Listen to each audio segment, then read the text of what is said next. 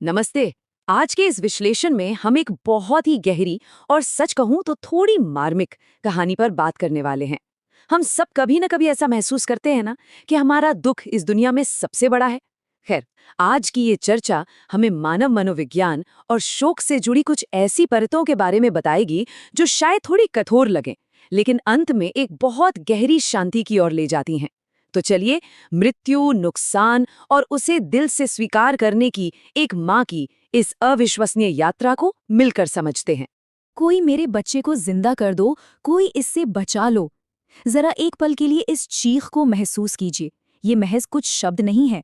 ये एक माँ के सीने से निकलती हुई वो असहनीय पीड़ा है जिसने असलियत से उसका नाता पूरी तरह तोड़ दिया है।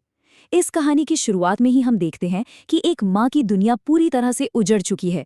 उसका छोटा सा बच्चा अब नहीं रहा, और ये जो बेतहाशा दर्द है ना, ये एक ऐसा मानसिक तूफान पैदा कर देता है जहाँ तर्क, लॉजिक या वास्तविकता के लिए कोई जगह ही नहीं बचती। तो चलिए, इस कहानी के पहले हिस्से से शुरू करते हैं। एक माँ का असहनीय दर्द। एक औरत पागलों की तरह अपने गांव की सड़कों पर दौड़ रही है, अपनी गोद में अपने मृत बच्चे को उठाए हुए। वो हर दरवाजे पर जा रही है, रो रही है, गिड़गिड़ा रही है और किसी चमत्कार की उम्मीद कर रही है।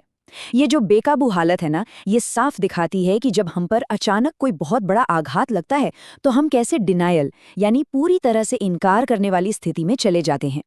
कच्चा, बिना सुलझा हुआ दुख इंसान को सच में पूरी तरह अंधा कर सकता है। अब जब वो इस हालत में गांव वालों के पास पहुंचती है तो लोगों के रिएक्शंस भी देखने लायक होते हैं। कुछ को उस पर बहुत तरस आता है, कुछ उसकी इस पागलों जैसी हालत को देखकर डर भी जाते हैं। लेकिन सबसे बड़ी बात पता है क्या है? किसी के पास भी उसके इस असीम दर्द का कोई इलाज, कोई जवाब नहीं था। और सच कहूं तो ये हमारी उस सामाजिक बेबसी को दिखाता है जो हम तब महसूस करते हैं जब हमारे सामने कोई अपना किसी गहरे नुकसान से गुजर रहा होता है।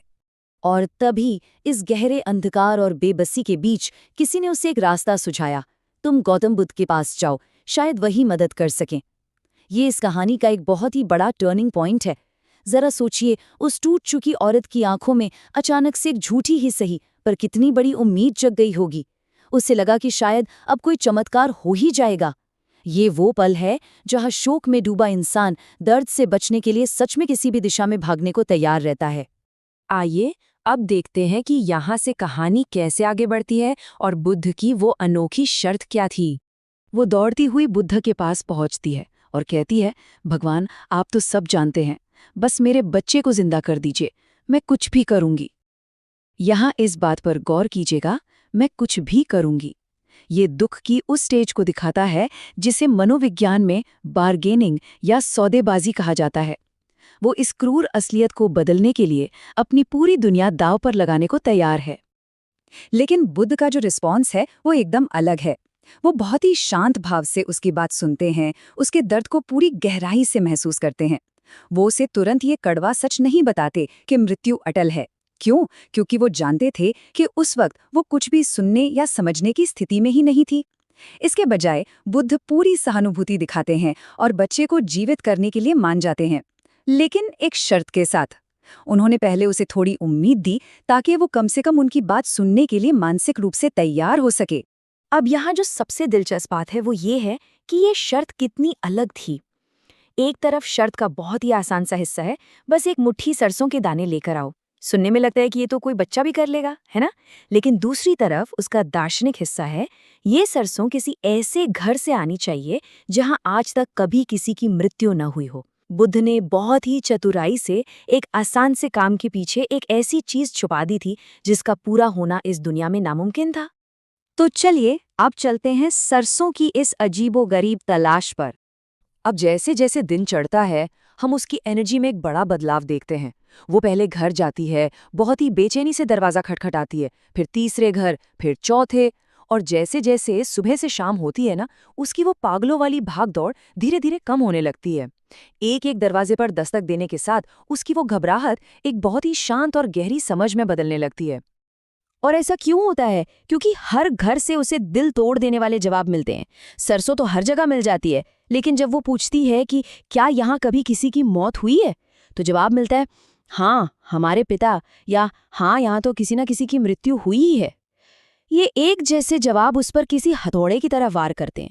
उसे धीरे धीरे ये एहसास होने लगता है कि जिसे वो सिर्फ अपना इकलौता और सबसे बड़ा बोझ समझ रही थी, वो तो दरअसल हर इंसान का दर्द है। और यहीं से हम कहानी के सबसे अहम हिस्से में पहुंचते हैं, मृत्यु, एक अटल सत्य। शाम हो चुकी है। वो औरत बुद्ध के पास लौटती है, बिल्कुल खाली हाथ। लेकिन इस बार उसकी शारीरिक और मानसिक अवस्था पूरी तरह बदल चुकी है। आंखों में अब वो पागलपन नहीं है, उसकी जगह एक बहुत ही गहरी शांति ने ले ली है। ये एक बहुत बड़ा साइकोलॉजिकल शिफ्ट है। वो जो अराजक घबराहट थी ना, उसकी जगह अब एक शांत और थका देने वाली वास्तविकता आ चुकी है।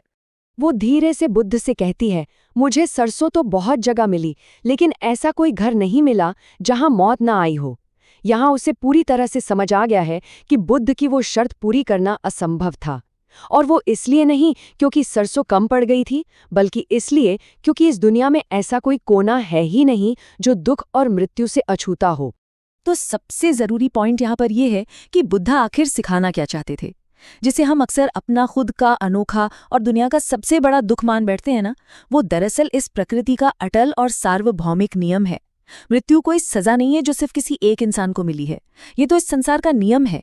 और जैसे ही ये बात गहराई से समझ आ जाती है, तो दुख का वो भारी बोझ थोड़ा अलग और हल्का महसूस होने लगता है। अब आते हैं आखिरी और सबसे सुकून देने वाले हिस्से पर, स्वीकृति में ही शांति है। ये जो पल है ना, ये बहुत ही खूबसूरती से दिखाता है कि असल में एक्सेप्टेंस या चीज़ों को स्वीकार करना होता क्या है। उस माँ ने अपने मृत बच्चे को धीरे से जमीन पर रखा।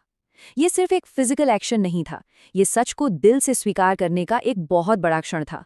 कहा जाता है कि उस दिन उसने सिर्फ अपने बच्चे को नहीं, बल्कि अपने गहरे दुख को विदा किया था। इसी को कहते हैं लेटिंग गो। जब हम असलियत से लड़ना बंद कर देते हैं, बस तभी हम उस असहनीय पीड़ा से खुद को आज़ाद कर पाते हैं। इस पूरे विश्लेषण को समेटते हुए ये एक बहुत ही गहरा सवाल हमारे सामने आता है। क्या हम सब भी कभी-कभी अपनी जिंदगी से कुछ ऐसा मांग रहे होते हैं जो पूरी तरह से नामुमकिन है? हम अक्सर अपनी उम्मीदों और मोह के कारण सच्चाई से लड़ते रहते हैं। लेकिन ये कहानी हमें याद दिलाती है कि जब हम इस संसार के नियमों को उनके असली रूप में स्वीकार कर लेते हैं, तभी हमें वो सच्ची और स्थायी शांति मिलती है। आज के इस विश्लेषण में हमारे साथ जुड़ने के लिए बहुत बहुत शुक्रिया। इस विचार पर थोड़ा गहराई से जरूर सोचिएगा।